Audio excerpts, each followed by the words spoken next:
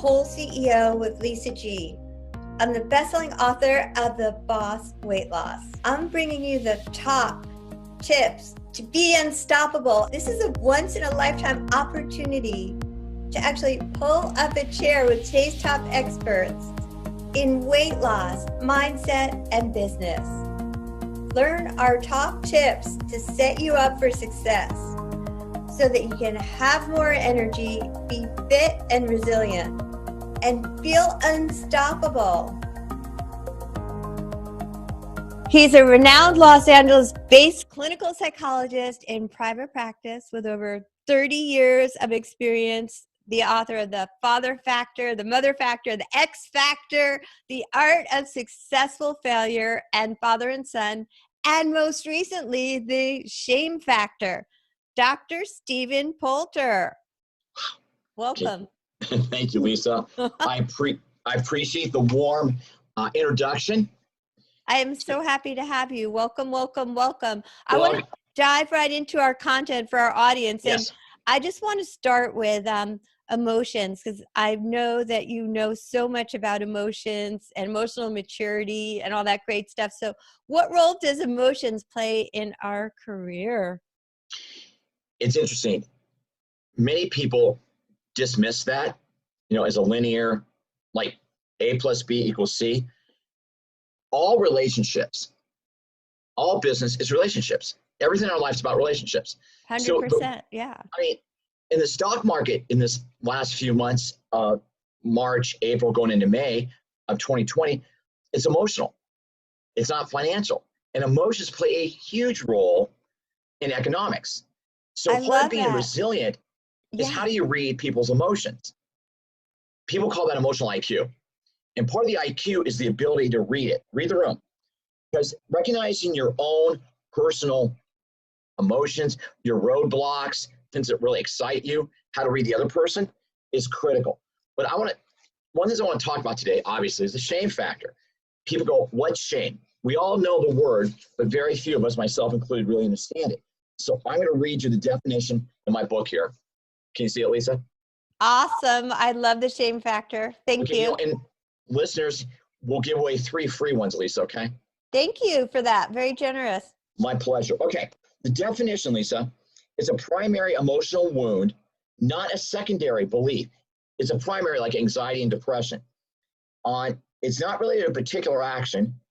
It's a paralyzing emotional, mental, psychological state of mind that distorts our view of ourselves, our world, our clients, our family, and tends to prevent us from developing loving, secure relationships, long-term, short-term.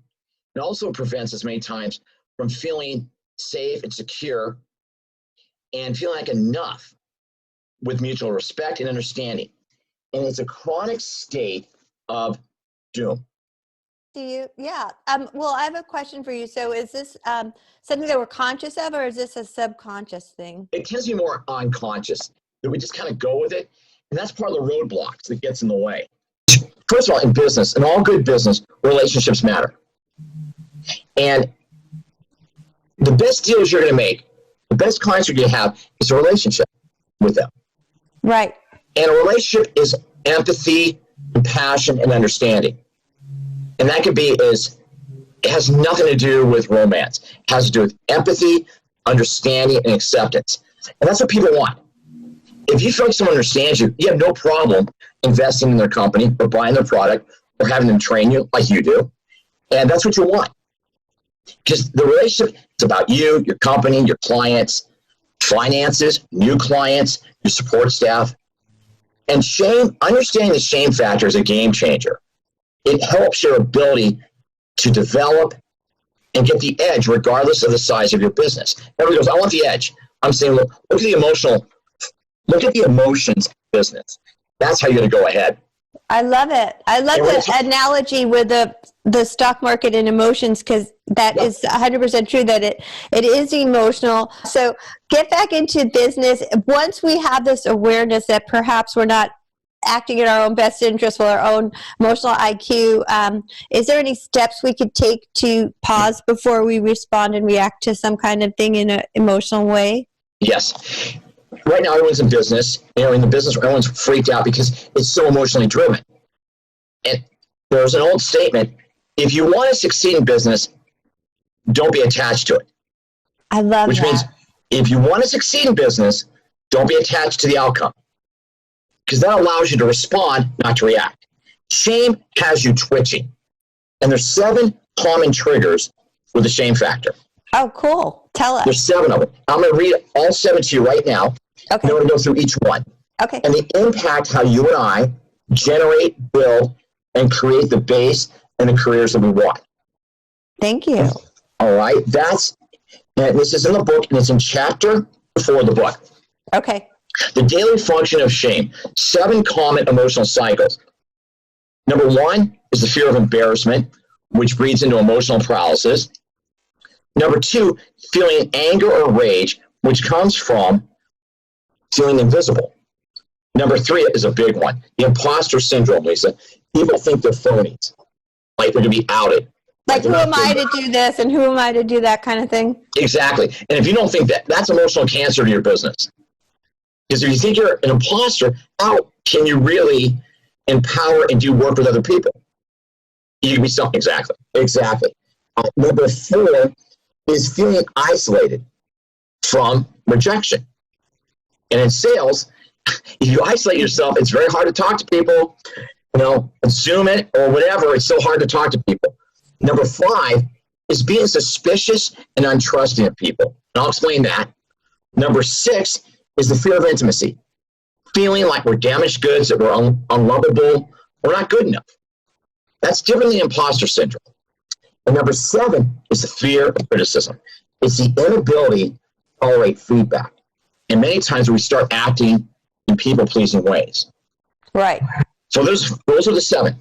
And Lisa, I'll send I want to dive into more of them. So dive in, because I think the imposter syndrome is huge. one. I mean, some of them I think you can attribute to the ego as far as like caring what other people think. So let me have your feedback on all of them. Thank you, Lisa. Number 1 is fear of embarrassment, emotional paralysis. And many times embarrassment it comes out in public speaking. Like, I don't want to go out. That's hard. Yeah, I feel that. Public speaking. And public speaking, the idea of embarrassment is that someone's going to see that you're defective. Oh. Yeah. And if you're not vulnerable, no one can see it, but that's not true. You feel it. Of course they're going to see it. But if you feel better about yourself, then that doesn't come out because it's not there. So when you feel embarrassed, we'll talk about at the end how to deal with shame, okay? Thank you. It comes out many times, number 1, in public speaking or having to be vulnerable, number 1. Number 2 is anger. Men, all the time, anger management. For women, if a woman gets mad, she's a bitch. But what it is, it comes from a place, I know it's terrible, feeling like you're not seen. Lisa, it's terrible. Because if you're not seen, you feel very angry. That's so cool to tie those things together. I never realized it came from feeling not seen, the anger. Yeah, anger. Oh, wait, when people say you disrespect me, I'm always fascinated by that. How can they disrespect you? That's because you think you're invisible. Wow, I love that. It's huge. You see this in divorces, breakups, in companies. Yeah. Oh, yeah, definitely. In business, every company is a family setting. There's the mom, there's the dad, the siblings, the rivalries. And many times people feel disrespected because they don't feel like they're acknowledged, not seen. And knowing that is you don't act it out. I love that. Like, sometimes it feels to me sometimes like people think that they know you and they judge you. So they're seeing you in their eyes rather than for who you really are. Correct. Number 3, big one, the imposter syndrome. And that's really the hardest shame. It's a fear of not being relevant and not competent. Right. People, many times, there's an old saying, it's not about being perfect or capable. It's about being competent. And the imposter syndrome won't let you take risks. Wow. So I have a client, she's a lawyer, probably early 40s, and she's always been an associate, kind of like under the radar. Anyway, she does excellent work, And the place she was working at, the studio, said, we want you to become the head legal counsel for us. Right. She goes in her boss's office, literally, I need to resign. It's like, what are you talking about? You're more than capable. And she goes, I can't do this. There's no way. Oh, that's so he says to her, take 2 weeks off. He goes, and I'm not taking your resignation in. So she calls me, and I see her like 6 days in a row. And it comes out that she was always scared that she'd be outed. That's shame. Wow. Of course she's capable. But that fear was so paralyzing that she was going to quit her job. And it came from like her upbringing and all that kind of stuff. And over the years, maybe not when she was younger, didn't get enough admiration for being capable or being competent. And so she went back to her boss and worked it out. And the boss said, listen, you're doing this. And she said, I'm going to do it. Well, ultimately, she worked it out. And she still has flare-ups. Right. You know? And Sunday night, her stomach goes into a knot with the impending week. And so many of your listeners can identify. I can too. Like come Sunday at 5, you're like, oh my God, here we go. And you want to be competent. You want to be capable. But that's shame. Shame says we're not.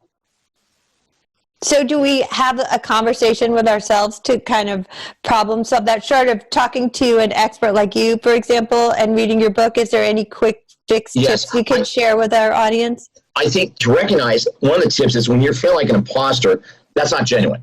Because you wouldn't be in the position you're in if you weren't capable. Right. See, that's the emotional distortion. So it's asking yourself, is this real? Right. And is this real? And so, because it feels so real, you think it is, but circumstantially, in reality, it isn't. Because you wouldn't be where you are. Got it. You wouldn't be doing what you're doing. But like, you have to do a presentation or you get asked to do a talk in front of 1,500 people. You're like, oh my God, they're going to see right through it. No, they're not. The people. But why do women feel that more than men? I feel like we feel like we're imposters and men. I think women are more honest about how they feel about it. Men bury it and it comes out in rage. Oh. Okay, shame. Let me run this by you. Men externalize shame. Women internalize it. Oh. The guy, Stephan Poulter, that went up to Las Vegas 2 years ago and killed 160 people. He lost his father when he was 7 years old in 1960. He was a bank robber. All that rage had been building in him for years. And it came out. Wow. Women do not go do mass murders. Women don't. They just don't. We just don't. You just don't. What you do instead is eating disorder, bulimia, beat yourself up, 10 cosmetic surgeries. Just, you internalize like you're bad. Where men try to get it out of them. Men externalize, women internalize shame.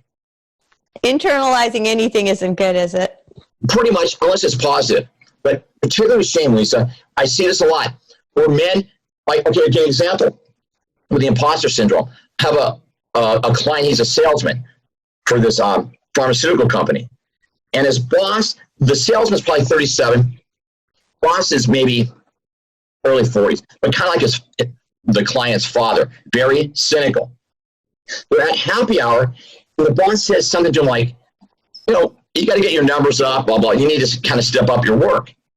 And my client loses his mind, Lisa, and punches his boss. Oh my God, ego. It's like it was a deep wound that he triggered. And that's shame. Like he's not good enough. Yeah, he thought he wasn't good enough. Oh my gosh. So he doesn't have that job anymore, huh? No, he got suspended because the boss got in trouble for drinking with the employees. Oh, so he got a second chance? Yeah, so he came in to see me, and it turned out his father was always critical of him. I see that a lot of times with people where they critical parent. Yeah, critical parent does so much harm to people. I'm sure you share it. You are the expert on this. Just something. I'm very humbled by that. I understand shame because I've had to heal myself, work with it, and that's why I write these books, is helping people to have these tools. Because the antidote to shame is self-acceptance. Oh, self-acceptance. Self-acceptance. Yeah, out. Shame. Shame only can exist in the closet of your life. There's an old saying, oh my God, in the closet, there's this green monster. It's huge. You turn on the lights. It's a yellow rubber raincoat. It's not a monster. Self-acceptance says, open the door and let's deal with it. I love it. So what can typically trigger all these things? Once you get through the list, I want you to share with me, like in your life and in your work and relationship, what can trigger these deep childhood shame fears. Yeah. Okay. Well, I'm going to go real quick. Feeling isolated, terrible. Isolated is your fear of rejection. So you leave before something can happen. Like the coworker who's kind of a loner, not really a loner. They just don't want to feel rejected, because I guarantee on the playground as a small child, they weren't embraced. Now, fear of rejection. Yeah, I love that. That's huge. Huge. And I tell people, this is not finger pointing at our parents. We're responsible for our healing. Okay. Our childhood is our starting line, not our finish line. It's a place we start. That's all. Personal responsibility. There you go, Lisa. That breeds self-acceptance. You can't be personally responsible without becoming more self-accepting and forgiving. Like, what's my role in this? I don't talk to my coworkers. I never go to lunch with them. I don't socialize. I don't joke with them. Of course they think I'm a freak. Like, of course they think I'm like scary. Okay, number 5, suspicious, untrusting of people and authority. That goes back to trauma, where people don't want to ever be vulnerable again to a father figure or a mother figure. And many times is they will do anything they can to avoid feeling vulnerable. You know, like, I don't want to be, you know, I don't want to have to trust somebody, a supervisor. When you see it a lot in traumatic childhoods. But let's keep going. The next one's fear of intimacy, feeling like damaged goods and feeling unlovable. And that's more than just romantic. Intimacy is developing relationships with your coworkers, your bosses, the people you work with. Okay? Right. And lastly is a big one, Lisa. I would say the imposter syndrome in terms of commonality, and fear of criticism, which breeds people pleasing. Yeah, I feel like I've done all of these things, like at some point in my life, you know, because of my childhood and upbringing and deep subconscious things, like the people pleasing. That's a note. So the fear of criticism is the ability to think, I need your approval. I need you to like me because I don't like myself. Yes. Okay, I always say, I had a client the other day on the phone, I go, you don't outsource your self-esteem to somebody. Right. You can't outsource your health or your emotional life to somebody. Like, who does that? We do. We all do it. I've done it. But we realize, as I feel better about myself, I can tolerate someone not liking me. Yeah, it's like, it's part of age to me. Like, I feel like I've got tougher with age. Yeah. For instance, the example I have down here is a client. They had this big weekend trip, and their boss comes up to them on Thursday. I need you to get this done by Monday. And they won't say, I can't do it, or can we talk about it, because they're so scared that their boss will be upset with them. And one of the antidotes to all this, there's 3 things, Lisa, I'm going to get into real quick. How to heal your shame is the word emotional boundaries.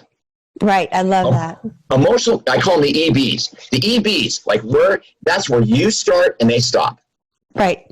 Every relationship's like a tennis game. You're on your side of the court, I'm on my side. Right.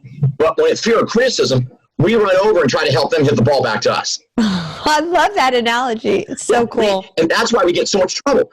Codependent isn't I'm dependent on somebody, is I want someone to like me because I don't like myself.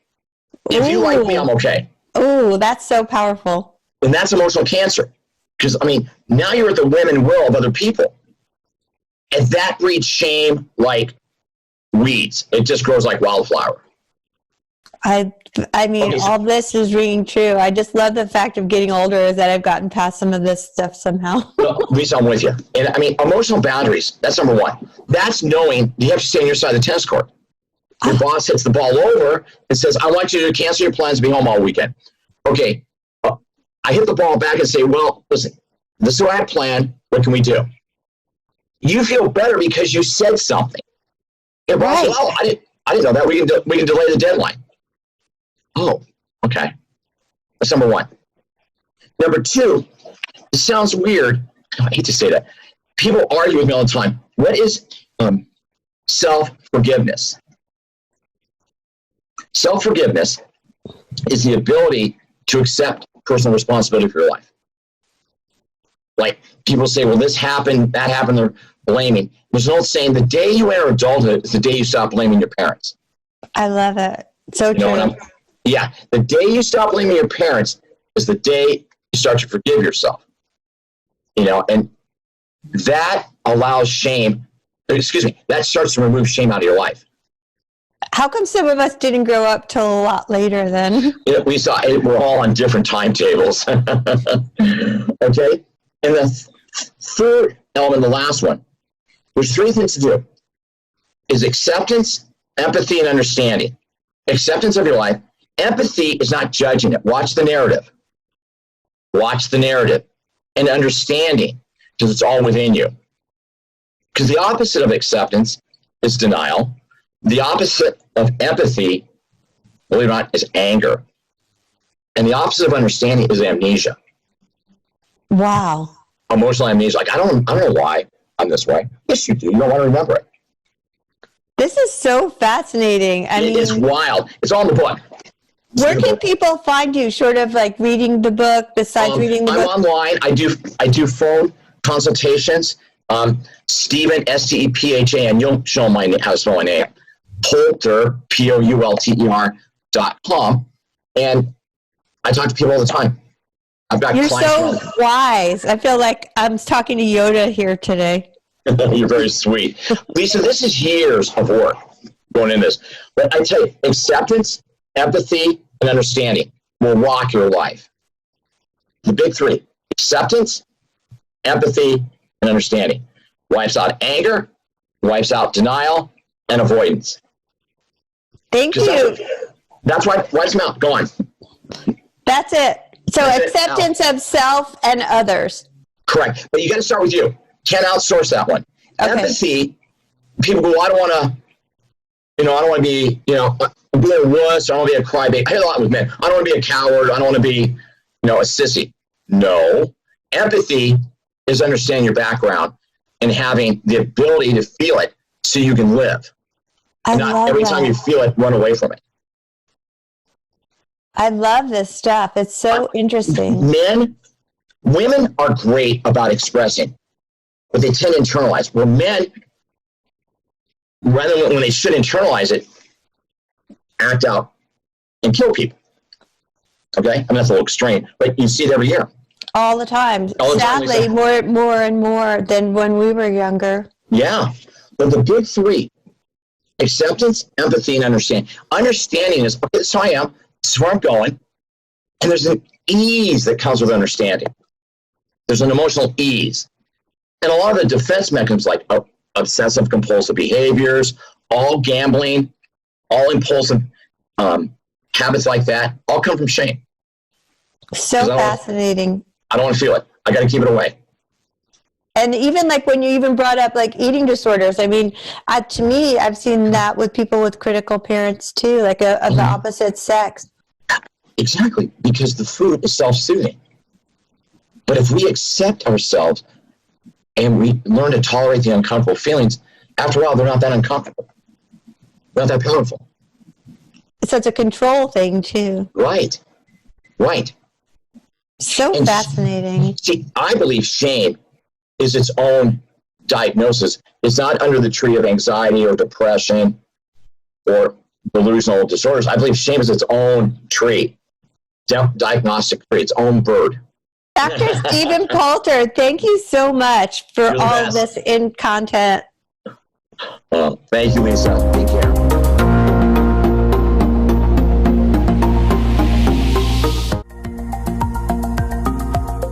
Thanks for joining Whole CEO with Lisa G.